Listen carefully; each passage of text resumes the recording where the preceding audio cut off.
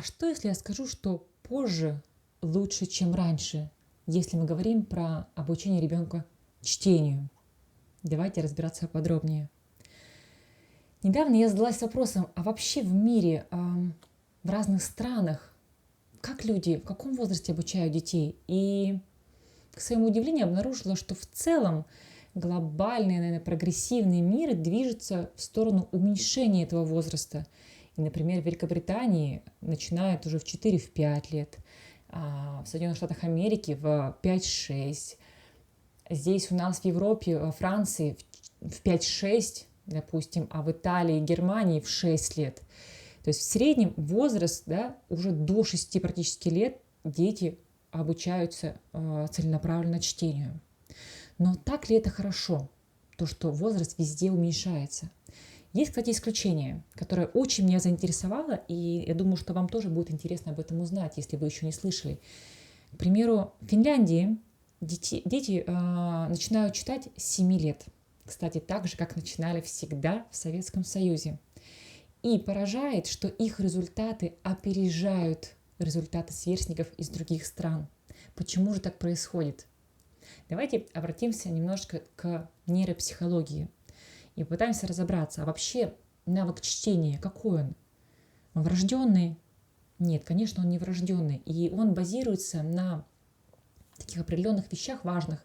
Это на способности ребенка отличать звук, на его визуальном восприятии, на соотношении вот этого визуального ряда и слухового ряда. И все вот эти отделы, все вот эти навыки, они формируются не одновременно. Да? Очень важно, чтобы у ребенка сформировалось внимание и рабочая память. Так что же рекомендуют нам нейропсихологи? Они говорят, что нету какого-то магического определенного возраста, чтобы учить ребенка чтению. Но есть такое окно, да? И это окно с 5,5 до 7 лет. Почему такое большое? Почему 1,5 года? Потому что дети разные. И, конечно, мы должны наблюдать за своим конкретным ребенком. Не все дети одинаково реагируют, не все дети одинаково быстро развиваются. И это, кстати, абсолютно не значит, что если у кто-то развивается чуть-чуть медленнее, что это плохо. Нет, это просто своя скорость, и результат может быть совершенно нелогичным, да, как бы нам казалось. Итак, что вообще в этом возрасте, что к этому возрасту формируется у ребенка? У него формируется уже фонетический слух, то есть ребенок спокойно отличает звуки. Да, у ребенка к этому возрасту вообще формируются те отделы головного мозга, отвечающие за связь визуального восприятия и слухового восприятия. У ребенка формируется произвольное внимание. Это очень важно, потому что до этого оно у него было непроизвольное. Он услышал звук, повернулся, увидел яркую картинку, отвлекся. А произвольное внимание, оно необходимо для этого навыка. И что еще, ребенок в этом возрасте уже, то есть в промежуток этого возраста, да, уже начинает быть готовым к тому, чтобы не только играть, но и посвятить какое-то длительное время, чуть больше 10-15 минут на обучение. И без этого тоже никуда. Добавлю еще, конечно, свой личный пример. У меня дочка, она билингв. И мне очень хотелось подготовить ее к школе, и чтобы она уже знала русский алфавит, чтобы она немножко читала на русском до того, как она пойдет в итальянскую школу. А первый класс у нее начинается в 6, но ей даже еще не было 6. Соответственно, ей было не хватало еще 3 месяца до 6 лет. И вот мы в этом возрасте начали подготовку. И я увидела, что, вы знаете, во-первых, очень сложно ребенка в этом возрасте усадить. Очень сложно удержать внимание больше, чем на 5-7 минут. Очень сложно замотивировать. Если ты первое занятие делаешь ярко, красочно, интересно, то ко второму занятию ребенок уже понимает, о чем речь, и он уже не хочет этим заниматься. А ребенку очень сложно, вот моей дочке было сложно объединить звуки, да, ей сложно было понять, что вот из этих двух отдельных звуков формируется слог, и он звучит совсем по-другому, не как сумма этих отдельных звуков. И мне казалось, что же такое, почему так сложно, почему все такое как будто пробуксовывает, и у меня просто опускались руки. Хотя вроде бы головой я понимала, что не надо, возможно, рано еще, но так хотелось. так хотелось, чтобы она была уже подготовленной, чтобы она уже что-то знала. И вот глядя, может быть, на окружение, на других детей, где-то больше, наверное, на не реальных детей, а детей где-то из социальных сетей, на кого это подписано, что детки маленькие, хорошенькие, а уже читают такие. Мне так этого хотелось. И я просто не заметила того момента, что дочка была абсолютно к этому не готова. Она была не готова. И как только я отпустила ситуацию, да, и как только я перестала, наверное, ставить значимость этого вопроса, да, и позволила ей пойти в обучение по школьной программе, я поняла, что настал позже тот период, как раз вот 6 лет, 6 с небольшим, когда у нее была совсем другая готовность, когда реально все это далось гораздо проще. Я отдельно сейчас еще расскажу про свой метод, как я ее обучила чтению и какие у нас сейчас результаты. Но хотелось бы подчеркнуть, что возраст – это очень важно. Иногда сложно, это не потому, что у вас сложный ребенок, а сложно, потому что неподходящий момент. И понимаете, что если мы ребенка начинаем учить раньше, чем он к этому готов, то у нас есть риск механического запоминания, потому что ребенок все-таки не понимает, что такое чтение, он просто запомнит эти слова. А есть риск того, что у него будет стресс, есть риск, что у него будет сопротивление и негативное вообще отношение к чтению. А нужно нам это? Не думаю. Если же мы, наоборот, да, если, конечно, мы в идеальный момент попали, прекрасно, но если мы даже запоздали, то тут тоже есть определенные плюсы. Понимаете, дети, которые начали учить именно чтение, обучаться навыку чтения позднее, у них меньше ошибок, они уже понимают гораздо проще вообще сам механизм чтения, само устройство, как это работает. У них гораздо глубже понимание самого текста, который читает. И у них, конечно, нет этого сопротивления к чтению, а скорее у них появляется уже в этом возрасте интерес, потому что как раз в 7 лет активно развивается левое полушарие головного мозга, которое отвечает за интеллектуальное развитие. В этом возрасте ребенок, просто вся генетика ребенка, она помогает ему в том, чтобы началось именно такое интеллектуальное его обучение. И поэтому все накладывается одно на другое, и ребенку это просто дается. И чем проще ребенку на начальном этапе это дается, тем больше у него дальше мотивация это продолжать. И обратно, если мы начали раньше времени, у ребенка появляется ощущение: я не способен, я какой-то не такой, у меня не получается. И у вас, и у вас, что у вас ребенок не такой, и у ребенка это тоже получается. Поэтому я вас призываю, обратите внимание на время, не торопитесь с обучением и чтением. Здесь как раз именно лучше позже, чем раньше. Но у меня сегодня нет задачи рассказать вам про все методы. Я не лингвист, все-таки я психолог, поэтому я вам расскажу о тех методах, с которыми я столкнулась. Давайте, наверное, первый возьмем не по значимости, а первый, с которым я столкнулась, это глобальный метод.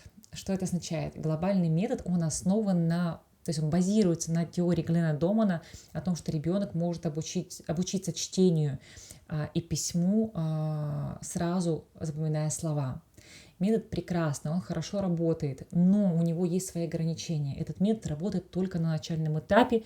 Он дает ребенку возможность запомнить 20, 30, может быть 50 слов, но, конечно, он не дает понимания, как вообще читать незнакомые слова. Поэтому, конечно, этот метод, он работает хорошо в сочетании. Почему я знаю этот метод? Потому что школа, куда ходит моя дочка, она использует этот метод как основной. Хотя, наверное, так кажется, как основной, но они с него начинают.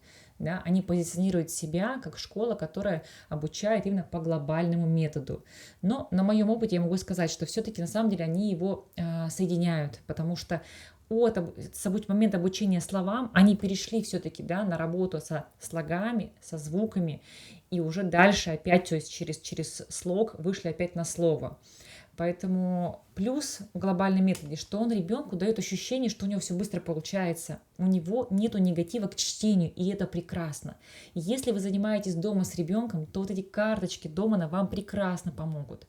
Да? Ребенок многие слова просто визуально запомнит. Будет красная машинка, написано машина, да? И он запомнит. Будет мячик написано и картинка, и он запомнит, что там мяч и так далее. И это прекрасный метод в комплексе с другими. Классический метод, по которому обычно, да, обучают русскому языку, это звуковой метод, или его называют аналитико-синтетический звуковой метод. Это прекрасный метод. Я сейчас покажу книги, по которым мы занимались, и, конечно, мы также от момента от карточек Домана мы перешли вот к этому методу, и он дал нам чудесные результаты. Есть еще английский язык учат, допустим, сейчас преимущественно вот с малышами по методу Phonics. Да, я думаю, что у кого второй или первый язык английский, знают этот метод, я не буду о нем рассказывать. Мы его используем сейчас с детьми, вот, которых я беру на обучение английскому языку. И еще один метод, с которым я уже столкнулась, очень интересный, но он не подходит для начала обучения. Это метод называется CLIL, Content and Language Integrated Learning. Да, это обучение в контексте, да, интегрированное обучение, когда детям, они проходят определенные предметы школьные уже на языке вот каком-то втором. В данном случае я как столкнулась с этим, потому что, опять же, в нашей школе этот метод используют уже сейчас с 1 класса, и детки занимаются, допустим, у них сейчас занятия по истории, по географии идут на английском языке, как втором языке. Ну, пока, конечно, я вам скажу, что эффекта я большого там не вижу, потому что все-таки уровень очень низкий языка у детей английского, и в итальянской школе поясняю, да.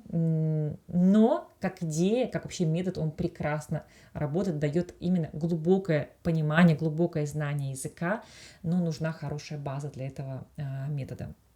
Итак, теперь расскажу про книги, которыми мы пользуемся, и что мне конкретно помогло. Итак, поделюсь своими книгами. Начну, наверное, вот с такой непростой книжки, кажется, да? Это «Методическое руководство к букварю». В общем, книга 1956 года. Она относится, это руководство, вот к такому букварю. Это 1955 года. Вы, наверное, может быть, слышали, по крайней мере, у меня на канале, я точно бы уже говорила об этом букваре. Букварь Рида Зубова как раз основан на вот этом звуковом методе. И, ну, наверное, на самом деле я лучше ничего не видела. Мне очень нравится. Мне очень нравится по стилю, по структуре, в общем, по всему, что здесь есть, я вам покажу. Смотрите, он вообще начинается с картинок, и это абсолютно правильный подход. Здесь никакого текста нету. Это букварь для ребенка. Ребенок еще не умеет читать, и он начинает с картинки. И учитель, в данном случае мама, да, начинает с того, что обсуждает с ребенком, а что это на картинке, да, ребенок учится описывать картинку, выделять какие-то определенные моменты. Что мы говорили, что ребенку важно, да, сформировать произвольное внимание, да, и мы помогаем вот описанием картинок, тем, что ребенок должен обращать, да, внимание на те моменты, на которые мы ему подсказываем. Вот это как раз именно развивает его внимание, да, произвольное внимание. Поэтому, смотрите, все, акцент идет на картинки первые дни, то есть первые задания это только по картинкам. Потом детки выкладывают фигуры, да, мы с ними обсуждаем. Какие-то уже картинки, да, они сделаны для того, чтобы ребенок, произнося их, обращал внимание, на какую букву они начинаются. И тем самым мы фокусируемся именно на звуковой части этих слов. Смотрите, это все первые дни, первые там недели, да, обучения в основном идут только картинки, и только потом пошла первая буква, первая да, потом вторая буква У, да, все картинки на эту букву и так далее, и потом формируется первое, да, у нас первое слово, да, слог или слово, в данном случае это уже слово АУ, и вот таким вот не спеша методом, да, вот ребенок потом мама читает, мама, Маша, да, вот он уже изучил 4 буквы. Метод очень простой, очень натуральный, картинки нравятся ребенку. Но на самом деле качество издания очень хорошее. Если у вас возможность есть прям старую книжку найти, еще, мне кажется, еще лучше. Только если не ошибаюсь, что оригинальное издание было чуть-чуть поменьше по размеру, потому что написано в комментариях, что это увеличенный букварь Рида Зубова. В общем, мы для начала проработали по нему. В помощь было, как я уже сказала, вот это методическое руководство. Но я так скажу, на самом деле, ну, не обязательно, что очень интуитивно, понятно по букварю все, что нужно делать с ребенком. Интуитивно это понятно. Да? Если вам хочется больше разобраться, и здесь прям, чем удобно, здесь прямо уроки расписаны, здесь прямо это идет учебник для учителя. То есть вот начиная, как поздоровались с детьми, что им объяснили, какой пример дали, как им, самопроверку, какие песенки, какие фразы. Здесь все есть. Здесь прямо урок по уроку все это расписано. Поэтому, если вам хочется глубоко погрузиться в этот вопрос, или вы сомневаетесь, получится, не получится, да, вот я тоже такая, я сомнительная, то есть мне во всем надо разобраться. А вдруг не так? Да, вот с моим характером таким для меня нужна была эта книжка, да, вы сами подумайте, нужна ли она вам, да, она интересная, вот вместе с букварем.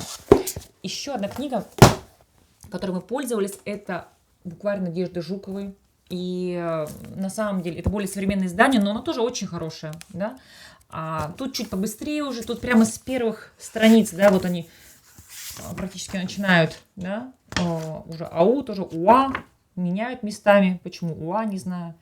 Ну, есть вопросы, да.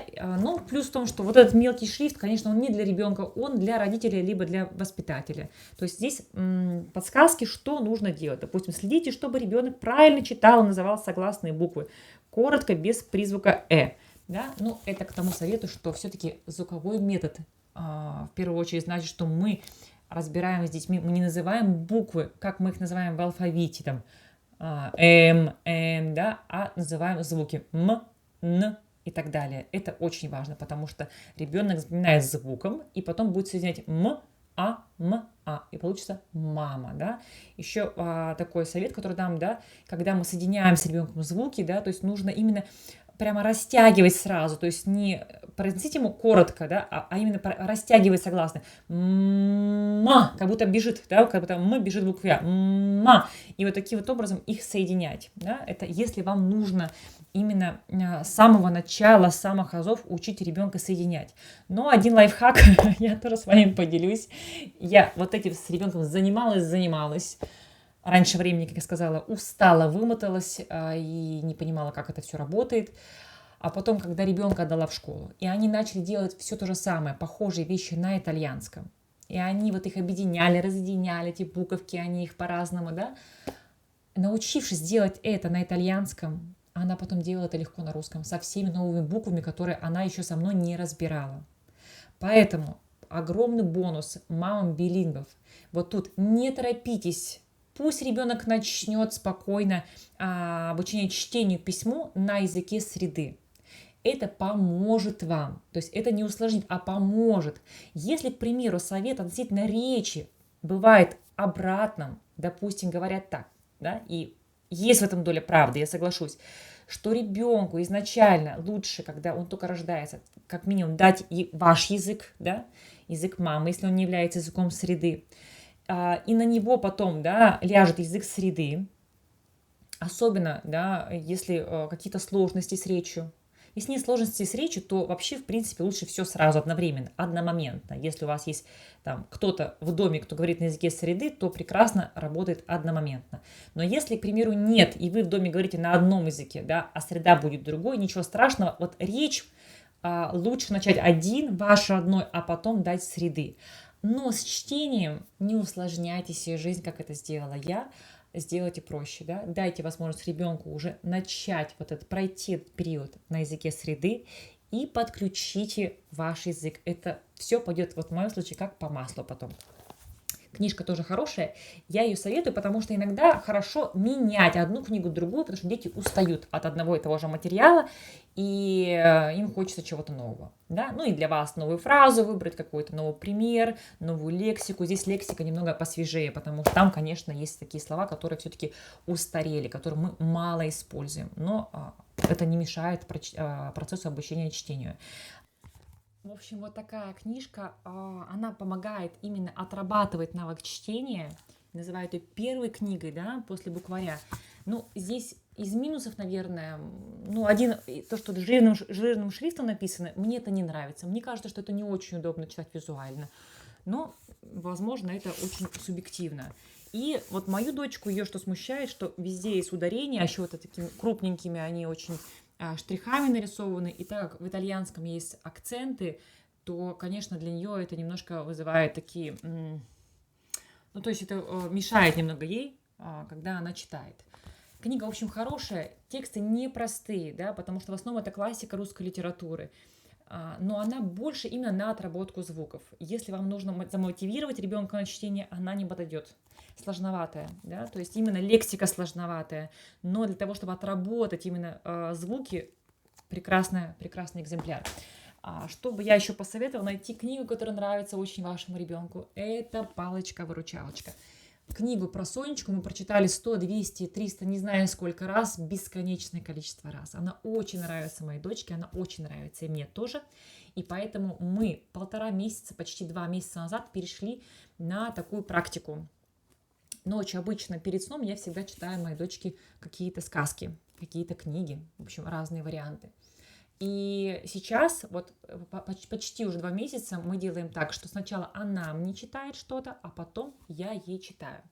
И мы начали с этой книги, она сама ее выбрала, и начали со стихов, потому что в этой книге есть алфавит самой собачки Сонечки, да, и она написала на каждую букву свои стихи. В общем, дочке они очень нравятся, она их знает почти наизусть, поэтому чтение давалось очень легко. Слова, которые она помнила, она их произносила, которые она не понимала, она читала. Все вместе давало ощущение, что у нее получается. Вот тот момент, про который я говорила, у нее получается. И у нее была мотивация каждый день понемножку продолжать. Поэтому очень советую. Здесь смотрите, к примеру, буква «З» – заначка. Зачем свою кость закопала собачка? У каждой собачки должна быть заначка. Зачем же ты спросишь собачки заначка? А чтоб не узнала другая собачка. И, в общем, с такими стихами, да, мы почти 2-3 недели, в общем, она мне читала.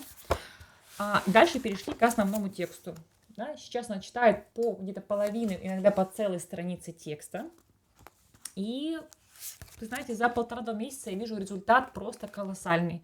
Ребенок читает слова практически не по слогам, практически целиком. Она где-то их узнает, где-то она в уме их быстро прочитывает. Ну, видимо, срабатывает еще глобальный метод в школе. И, конечно, я еще ее поощряю, ну, и какими-то комплиментами и своими комментариями. Ну и еще мы с ней выбрали вот такую систему. Сейчас покажу вам. Это наклеечек. Ей очень нравится. Это книга наша. Нам не нужно никуда ее возвращать. Поэтому мы прямо здесь клеим. Да, у меня есть наклеечки пока только на английском, хотя нужно бы сделать на русском. Ну, в общем, я их использую для моих студентов английского языка. Типа good for you, там, well done, good job, excellent. И за каждое вот такое прочтение, да, она получает свою наклеечку, чему несказанно радуется. В общем, надеюсь, что мои примеры, это видео было вам полезным. Если да, поставьте лайк и поделитесь с теми, кому это тоже будет полезно. Если нет, то напишите комментарий, а что бы вам хотелось больше узнать, и я об этом обязательно запишу видео. Всем хорошего дня и до скорых встреч. Пока!